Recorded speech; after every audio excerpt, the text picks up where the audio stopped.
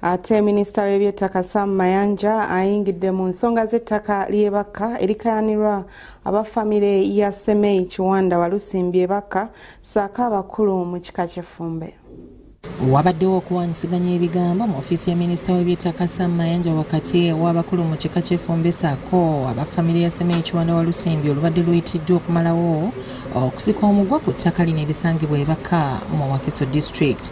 Olukiiko luno lukubiriziddwa Minisita Mayanja era nga lutudde mu ofiisi ye ku Minisitule y'Eby'ettaka mu Kampala ng'ono asoose kusomesa enjuyi zombi ku mateeka agafuga eby'ettaka. Obukulu bw'ekika kye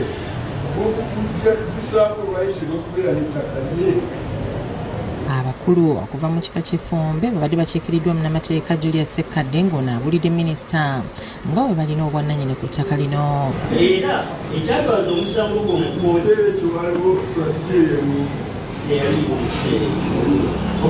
yali yawandiisibwa nga siyerabikira ku kyapa.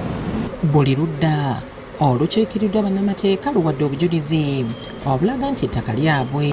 Ekyafa bagenda okugenda mu lands okukebera nga kiri mu Giswa Trust of Fumbe. Mukutikatika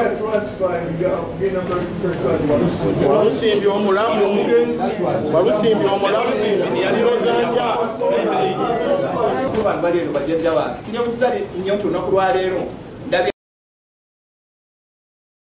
abantu abavudde mu ggulu ne bakuba mu boolumuyo nga tebalinayo bakulira taata waabwe mama waabwe bali tebalina babeera. Akiikiridde Administrator General mu lukiiko luno naye alambuludde ku mateeka agafuga emmaali y'abagenzi. Bwafa olukiiko ekika kitambuza olumbe paka kabaka wattako omukono. Minisita Mayambala nga yakulira ebyensimbi mu kika ky'Effumbe alopedde Minisita nga ab'ebyokwerinda e Wakiso bwe batabayambye. Ebigambo ebyo bitutuusizza okutegeera nti tewali ayinza tuyamba kuba bano balina State House, balina First Family, balina buli muntu. Kati kalugye tuli. RDC Mbabazi avudde mu mbeera n'amwambalira okwogera ebintu byatalinaako bujulizi. Pastor Makage gali bakka.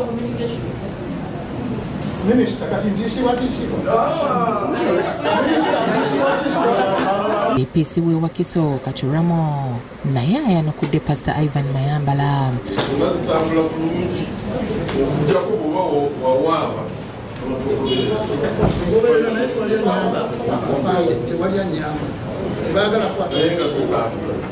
Abakulira ekika ky'Effumbe n'abafamire beerangidde ebisongovu mu lukiiko luno era nga Minisita alabiddwako ng'abawooyawooya.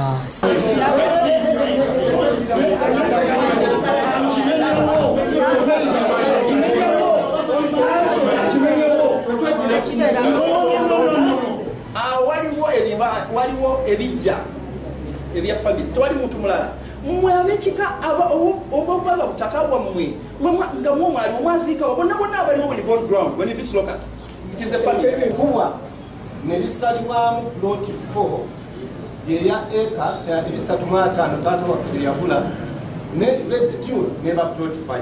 Gye biggweeredde nga Minisita Mayanja alagidde RDC Mbabazi nti tewali wa kibanja yenna alina kugobwa ku ttaka lino era oyo aliriko yenna alina okulisigalako era ne baweebwa obukuumi nga bajja kubawa olunaku okulambula ettaka lino. I'm going to arrange a day to come to the locus and see exactly what's there, the house they are talking about. Ronald Kasasa yakusakidde eggulire lino ku Bukedde TV.